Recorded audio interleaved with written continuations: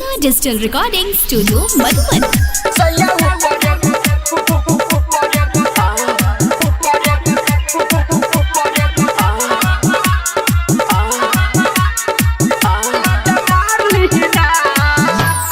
पौआ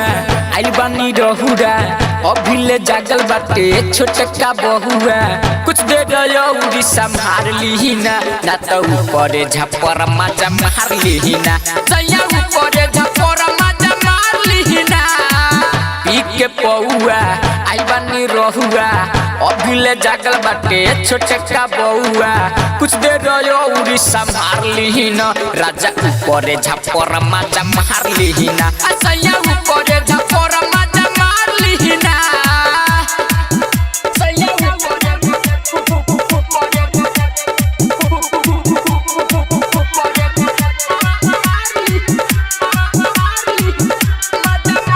निशा digital recording studio Madhuban.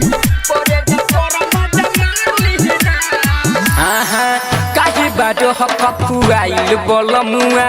पिले बाडो बहवन पीटका राजा जी सुना ना काहे बाडो हकुआइल बलमुआ पिले बाडो बहवन पीटका ऐसे न कर धीरज तहनी धर सबुर के फल होला मीठा सा सुनी न बतिया होके दीरतिया सुनी न बतिया होके दीरतिया धैबैलु नामा का चार लिहिना न त ऊपर झपर मजा मार लिहिना सैया ऊपर झपर मजा मार लिहिना सैया ऊपर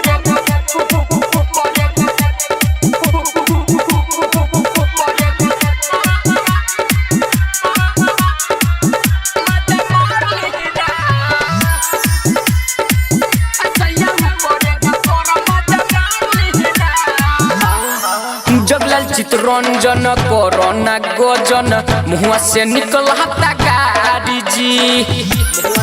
बड़ी मुदय बरो बाप हो गईनी पाप हो ना धोवनी आदत ली सुधारी जी डाक्टर चितरंजन कोरोना गजन मुआ से निकल हता गाड़ी जी अनिल दर दिला गाई न हरदी अनिल दर दिला गाई न हरदी धई के नथिया उतार लीजी राजा ऊपर झपर मजा मार लीजी सैया ऊपर झपर मजा निशा डिजिटल रिकॉर्डिंग स्टूडियो मधुबन पूर्वी चंपारण। Contact number 9199425490।